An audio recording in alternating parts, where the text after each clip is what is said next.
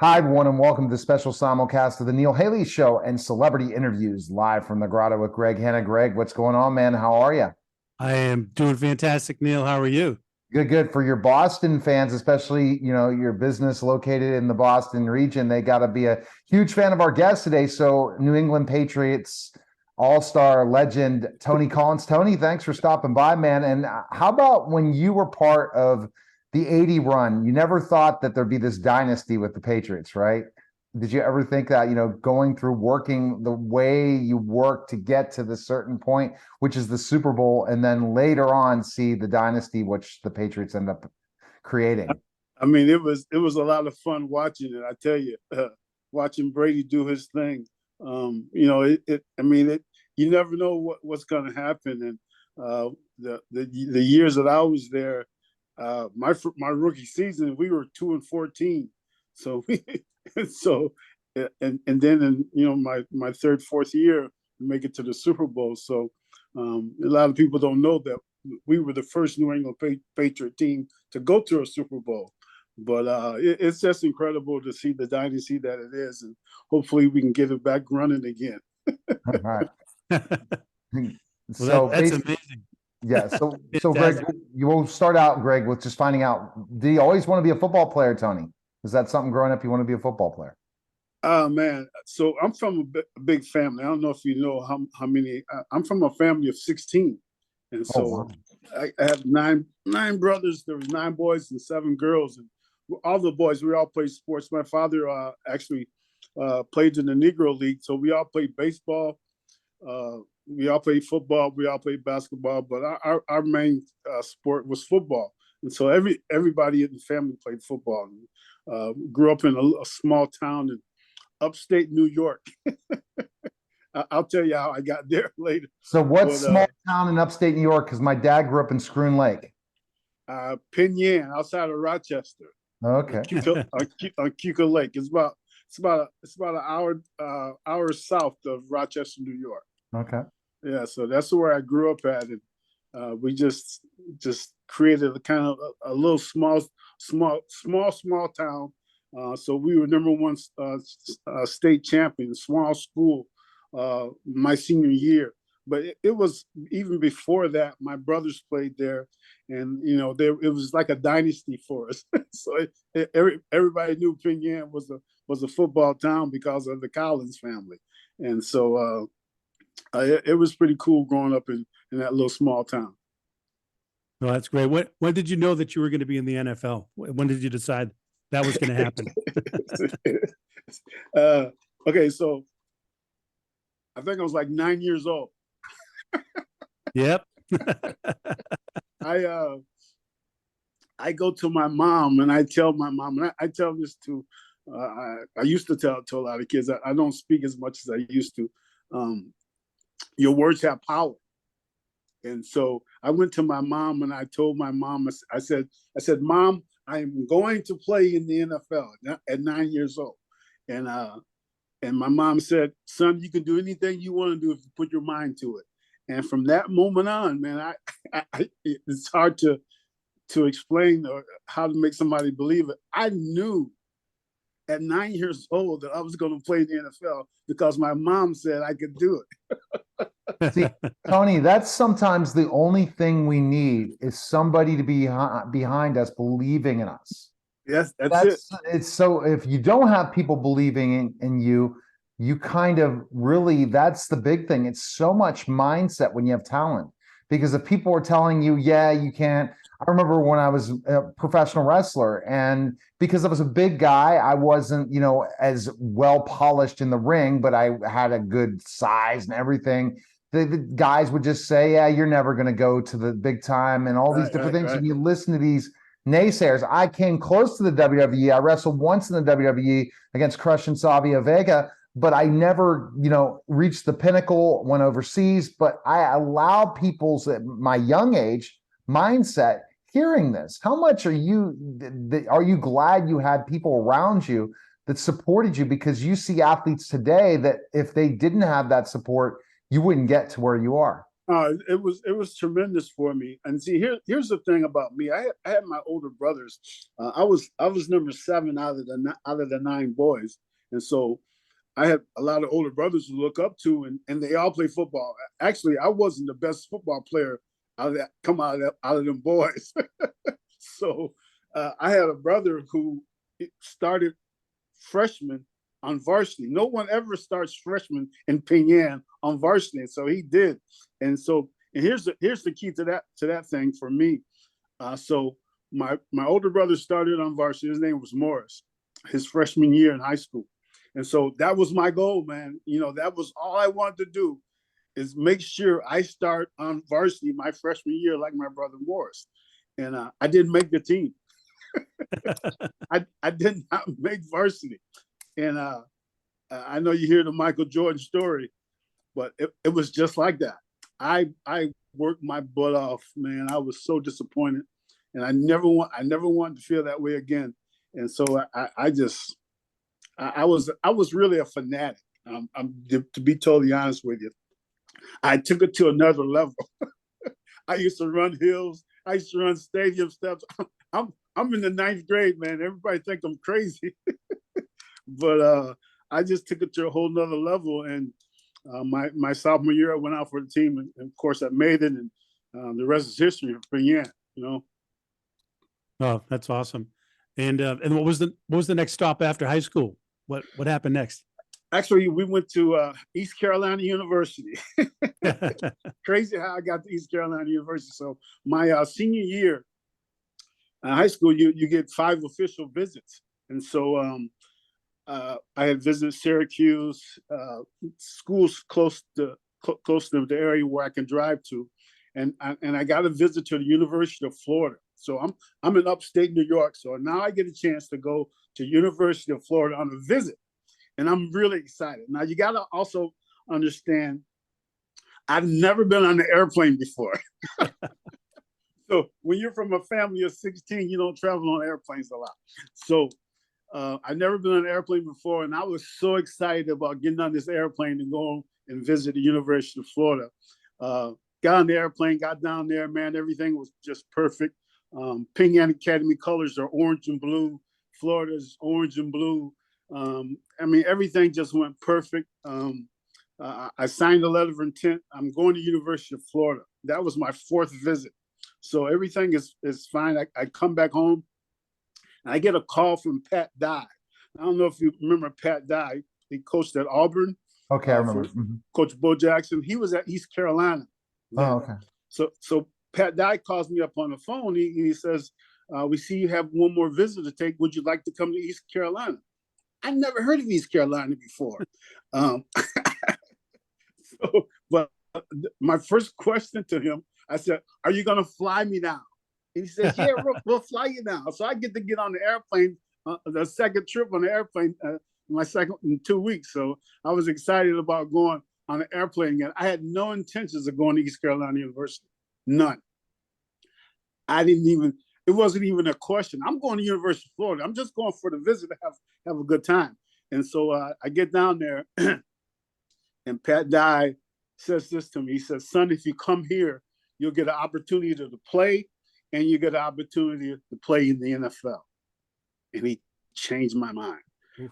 The coach at Florida, I think it was Dickey. I'm not really sure what coach it was.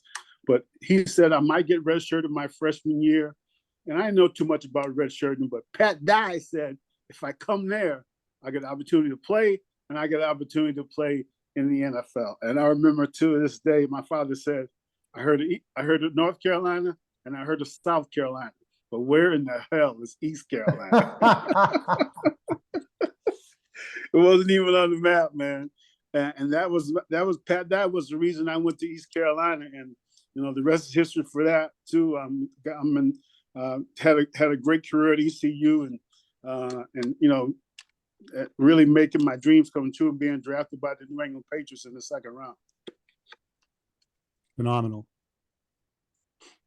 So how did you get through the winters up here? I've lived here my whole life. I've always been threatening to move to Florida, to California, to North Carolina, but I'm still here.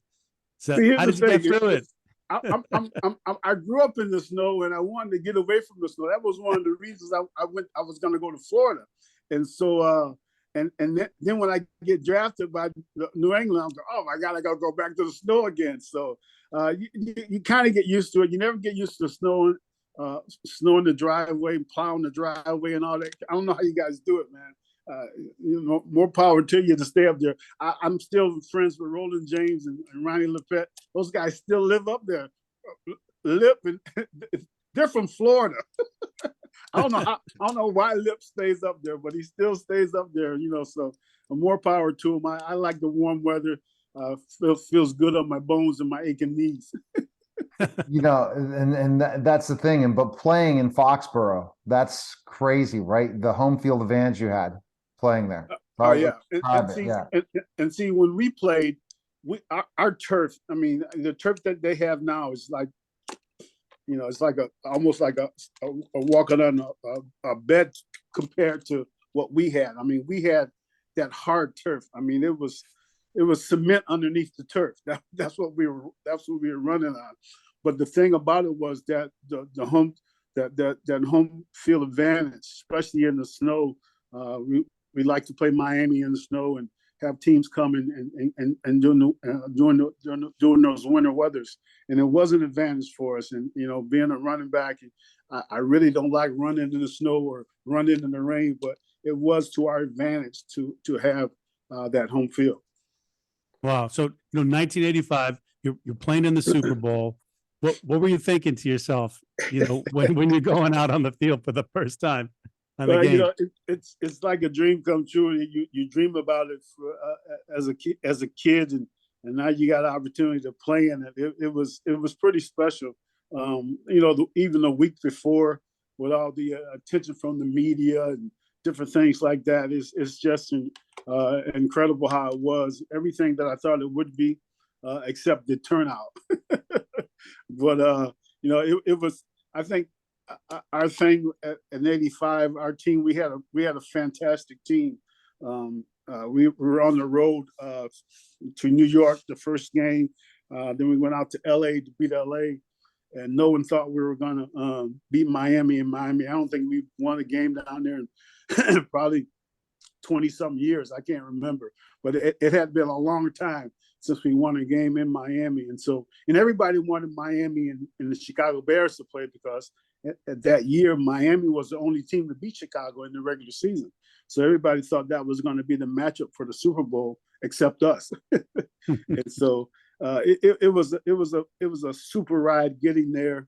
But once we got there, it was great. But once the game was over, it wasn't so great because we didn't play to our capabilities.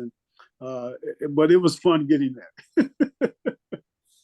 And did you think that year that you guys were going to get to the Super Bowl?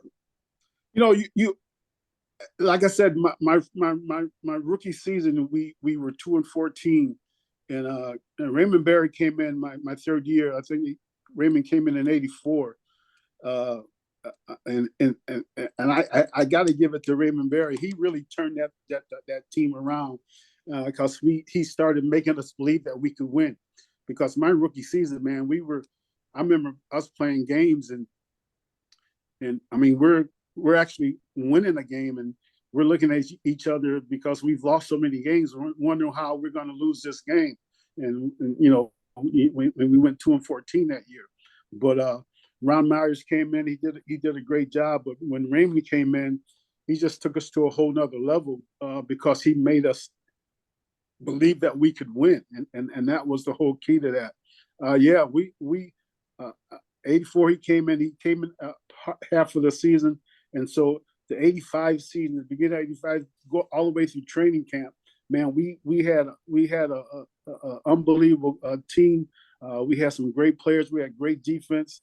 I don't know how many turnovers we created that year, but we created a whole lot, and it was all because of Raymond Berry and having us believing that we can win. We had no doubt. Going into the Super Bowl, I thought we were going to win the Super Bowl because no one believed we were going to do it. But Chicago had one of the best defense that year, and put us put us in our place when we got down there. So Tony, does the Patriots have like reunions, like old teams? Oh when yeah, the teams get together and we've had a reunion, the Super Bowl '85 reunion, and I think the biggest thing now for me with the Patriots and what they do is with the alumni, they have us come back up and we sign autographs at beginning of the game and then at halftime. And the thing the thing about the NFL, I tell my sons that one of the things that I miss the most is the camaraderie with the fellas, you know. And so, you know, you get a chance to see some of the guys that you played with and you went to battle with, and that's what makes it really cool to do that. So I got to give New England their props. They have us come back and get a chance to see the other guys, because, you know, I know the guys that live up there, they're up there, but it's not a whole lot of guys. A lot of guys don't stay up there because of the weather, but it's good to see Lip and Roland James and Steve Grogan. I used to have a golf tournament, and all those guys used to come to my golf tournament, and so we're still friends today.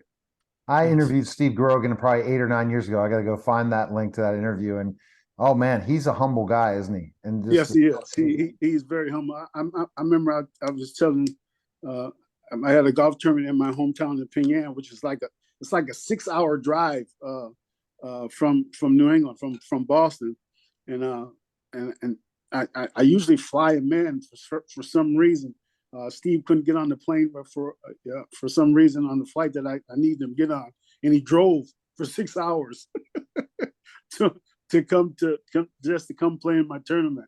And so, you know, just that's the type of guy he is. Just a good friend and a great player, a great man. He was a baller, man. I'm gonna tell you, he was another reason why we went to Super Bowl that year, because of what he did coming in, replacing Eason when Eason got hurt. And that's the big thing that Grogan did, was, again, the whole Dr. Jekyll and Mr. Hyde type thing they were doing with the NFL today. I remember that completely. You know, I'm a Pittsburgh guy, Pittsburgh Steeler fan through and through. Remember that Patriots year. Remember the Bears year.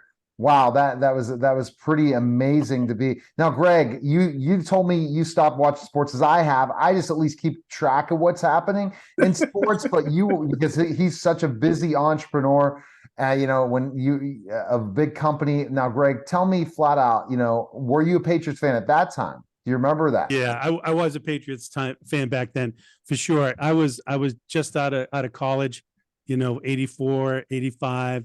And I remember when you guys played that game against Miami Dolphins, and I had this basketball goal outside the backyard attached to the garage. And I'm like, all right, if I get 10 in a row, that means the Patriots are going to win, you know?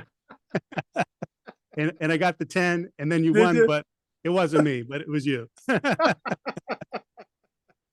That's cool. Yeah, go figure what happens. It's amazing. So that was the year. Was that 85 Marino? You guys beat them, or was that? Yes. Oh, yeah, wow. it was Marino. Marino was there then. Yeah. Mm-hmm. Oh man, Yep. that's gotta be for sure. So life after football, that's a challenge. Life after football. I'm pretty sure you guys know my story. I got when I was playing in the league, I got addicted to painkillers, and I see. I don't know the whole story, Tony. So go. Yeah, I got addicted to painkillers, and I got the opportunity to write a book. It's called Broken Road: Turning my mess into a message. You know, I made a mess, man. Just to tell you the little story on it, and I tell kids all the time, you're one of the keys of your success is the choices that you make. And so my third year, I think, was in the league. I had a great year, but at the beginning of the season, I got cracked ribs, and so I have an opportunity to sit down and rest my ribs, and maybe give somebody else an opportunity to take my job, or I can start taking these painkillers and stay on the field. And I made the choice to taking the painkillers, and I stayed on the field, and I played that year with well, not the whole year, but half the year with cracked ribs. But I got addicted to painkillers, and so and it was easy to get. You know, the trainers were giving us. You know, that was one of the things that, you know, how it was back then.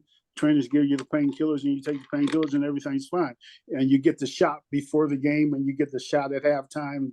And, after all the stuff wears off and now you got to take all these painkillers to go to sleep.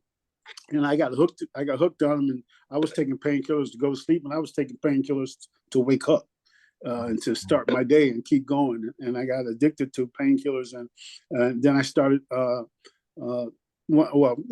you this: one of the guys on the team, because here's my story. I grew up in the church. We went to church every Sunday, and so I knew about God. My father was a deacon of the church. My mom sang in the choir, and so. All those years, I never drank. I never did anything, and I was that kid that never experienced anything like that until I got to the league. And once that happened, I started using marijuana because the marijuana it would calm my nerves down a little bit, and it would not make me throw up because the painkillers I was taking so many painkillers it was making me nauseated. And so the marijuana, I started smoking marijuana. Then it led to cocaine, and I started. And one of the things that I tell kids all the time, who you surround yourself with, who you surround yourself with tells a lot about what you're doing. And so I started to surround myself with guys that I can get painkillers from and drugs from. And it got to a bad scene. And I heard a lot of people. I messed up a lot of things. I could have played a lot longer. Could have done a lot better on the field. But it was that choice that I made, of just that choice that I didn't think it was a bad choice. I thought it was a good choice to stay on the field, but it actually turned out to be a bad choice for me. And I'm not blaming it on anybody. I made the choice to do that. But here's the key to it all. I got the opportunity to write a book and started a foundation and started helping a lot of kids. And the crazy thing about all this is my little town that I grew up in, it had a heroin. I never used heroin before, but opioids addiction in that town was just crazy, man.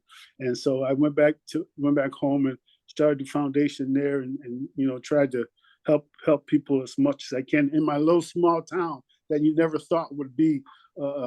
Kids were dying; they were actually dying in that little small town. Yeah. And so it was crazy how God let me go back to my own town and maybe save some lives and help a lot of kids. And we used to do golf tournaments. Once the pandemic hit, the golf tournament kind of faded away, and I'm kind of getting old now, and I'm retiring. Can't travel as much as I want.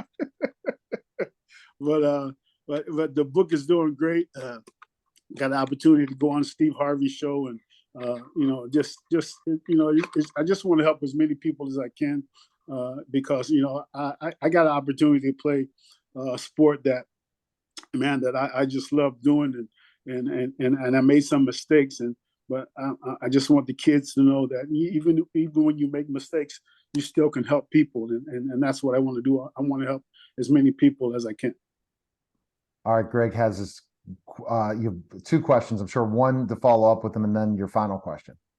Yeah, well, so quick follow up. So like me and others, you're probably a little bit upset about how the country is allowing marijuana to be sold basically at the grocery store, right? And these gummies and all this stuff.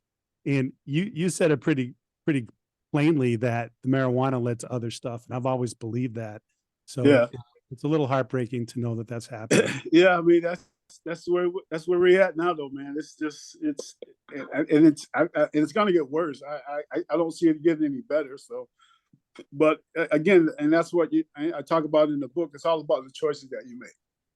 You got to make good choices, and just try to surround yourself with good people. The more successful people you surround yourself with, the more successful you can become.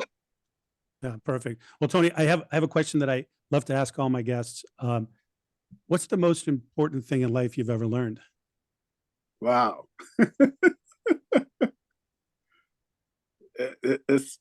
That's a good question. What the most important? There's so many of them. I know. There's so many of them. I think one of the things that stick with me is is making sure that you tell your family, and you let your family know, and you let people that you know, even if they're your friends, to let them know that you care. Let them know that you sometimes you think about them, and I think that's the thing about give me my roses now, and I'll give them to me when I'm dead. And I'm a big family guy. I got a big family right now. I got 14 grandkids, and Wow. I got another one on the way. So I love family, and and my biggest thing for me is family, and I think one of the things that you want to make sure is that make sure your family knows that you love them and you care about them, and not just them. And I think this crazy time that we live in, and we got black against whites, Democrats against Republicans. There's so much hate. I know that's a strong word, but it's so much division. Yeah. And if we could all start, just caring about people. I don't care what color you are. You're a human being, man. And I care about you. And so that's the thing, man. We just gotta love more in this time that we're in, and that's what I do now. I'm living my best life right now, man. I got a great wife, great family. It couldn't be better. So it's a great journey for sure. Best place people can find information on you, Tony. Where can they go? You can go to Facebook and hit me up if you want to get the book. You can go to Amazon. They have the book on Amazon. You won't get it signed, but if you hit me up, just like you hit me on Facebook, if you hit me up on Facebook and just or Instagram, I'm on there. Not a lot, but I'm on there some.